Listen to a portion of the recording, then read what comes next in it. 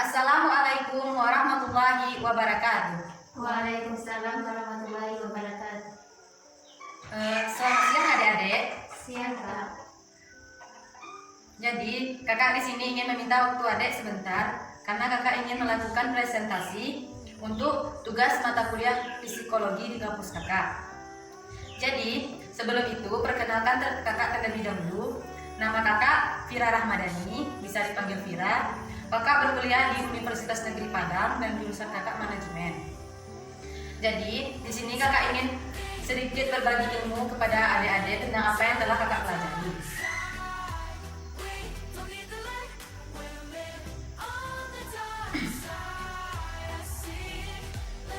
Jadi di sini kakak ingin presentasikan sebuah materi yang berjudul mind mapping. Jadi kakak tahu, mungkin kalian agak sedikit kebingungan atau belum tahu apa itu mind mapping. Jadi untuk itu kakak ingin menjelaskan ada 4 buah pokok yang ingin kakak jelaskan kepada adik-adik. Yaitu yang pertama pengertian dari mind mapping, yang kedua kiat-kiat dari mind mapping, yang ketiga manfaat dari mind mapping, dan yang keempat contoh-contoh dari mind mapping. Jadi di sini kita membahas pokok yang pertama terlebih dahulu. Pengertian. Mind mapping merupakan teknik mencatat yang dinilai paling efektif dalam proses mempelajari sesuatu karena dinilai lebih baik dalam memicu ingatan dengan mudah. Jadi maksudnya adalah mind mapping ini adalah cara atau teknik kita mencatat sebuah materi atau hal-hal yang ingin kita catat yang penting. Namun cara mencatatnya berbeda dengan mencatat yang lain. Karena di sini teknik mencatat itu ialah kita menggunakan ide dan kreativitas kita untuk mencatat sebuah materi yang penting sehingga kita mudah mengingat materi tersebut. Biasanya mind mapping ini menggunakan banyak gambar-gambar, ilustrasi, simbol-simbol dan warna-warna karena ini memicu kreatif kita untuk ingat dengan apa yang kita catat. Contohnya seperti ini. Di sini banyak sekali simbol-simbol atau objek-objek yang bisa kita lihat karena di sini menjelaskan tentang apa yang kita catat sehingga ketika kita melihat simbol tersebut kita bisa langsung ingat dengan apa yang kita tulis. Untuk lebih paham, kakak akan menjelaskan bagaimana cara membuat mind mapping atau kiat-kiat dari mind mapping. Kita bisa lihat dari slide presentasi kakak. Yang kedua yaitu kiat-kiat mind mapping. Yang pertama, kita harus menulis ide atau gagasan kita terlebih dahulu. Jadi ide dan gagasan kita tersebut kita buat dalam satu kertas dan kita buat di tengah-tengah kertas tersebut. Kita bisa melingkup tulisan kita tadi, ide gagasan kita tadi dengan lingkaran, persegi atau bentuk gambar apa yang kita inginkan. Kita bisa melakukan ide atau kreatif kita bisa kita tuangkan dalam tulisan tersebut. Contohnya seperti yang tadi. Contohnya seperti ini. Di sini judulnya atau ide gagasannya adalah time management. Jadi di sini menggunakan kata-kata atau kalimat dengan penuh warna-warni dan penuh kreasi. Begitu juga dengan kita jika ingin membuat mind mapping harus menggunakan warna-warna yang mudah kita ingat dan simbol-simbol yang mudah kita ingat. Selanjutnya, yang kedua, kita harus tambahkan sebuah cabang keluar dari pusat gagasan tadi untuk setiap poin subgagasan utama tadi. Jadi setelah kita buat ide gagasan tadi berbentuk lingkaran, setelah itu kita buat cabang atau garis-garis setelah di luarnya. Contohnya seperti ini. Seperti ini. Di sini adik-adik bisa melihat kan ada garis-garis yang berwarna coklat. Dan di garis-garis tersebut juga ada judul-judul atau sub-sub bagiannya. Yang ketiga, kita harus menuliskan kata kunci atau frase pada tiap-tiap cabang yang ingin kita buat. Kita bisa menggunakan singkatan yang familiar yang bisa kita ingat atau yang sudah biasa kita gunakan sehari-hari. Yang keempat, kita harus tambahkan simbol-simbol dan ilustrasi. Contohnya, kita hari ini membaca buku. Maka dengan tulisan membaca buku, kita harus buat gambar buku supaya kita lebih ingat kalau kita membaca buku. Yang kelima, kita harus menulis atau mengetik dengan huruf kapital atau huruf besar sehingga mudah kita lihat dan juga rapi terlihat. Yang keenam, gagasan penting tersebut atau judul-judul sub gagasan tersebut kita harus buat huruf lebih besar daripada anak-anaknya tadi supaya lebih terlihat. Selanjutnya, kita juga harus menggunakan simbol-simbol yang berhubungan atau yang akrab dengan kita, yang familiar, yang mungkin sudah terbiasa kita gunakan. Yang kesembilan, kita harus kreatif dalam menggunakan simbol, kata, gambar yang kita gunakan. kita harus bisa menyesuaikan gambar-gambar apa yang kita buat dan warna-warna apa yang kita inginkan supaya materi atau gagasan tadi bisa ketika kita melihat kita ingat dengan apa yang materi yang kita buat.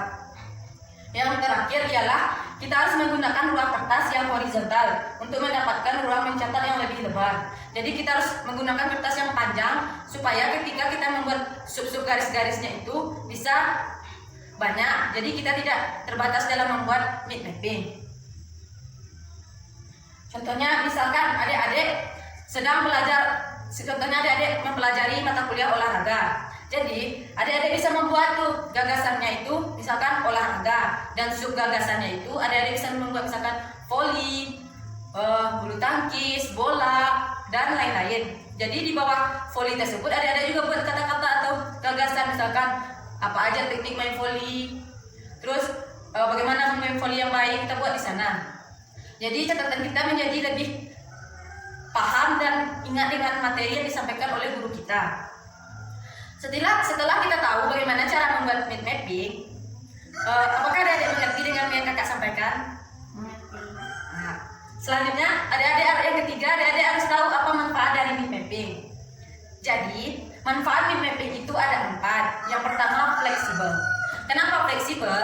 Karena contoh misalkannya, jika guru adik-adik sedang mengajar, tiba-tiba ingat bahwa ia belum menjelaskan sesuatu, sehingga karena adik sebelumnya sudah membuat mind mapping, adik-adik akan mudah menambahkan sesuai dengan keinginan adik di kertas tersebut tanpa ada rasa kebingungan. Jadi kan setelah adik membuat catatan yang minggu lalu mind mappingnya, maka adik cuma tinggal, kalau guru menjelaskan yang lain, adik cuma menambahkan garis atau subgagasan tadi.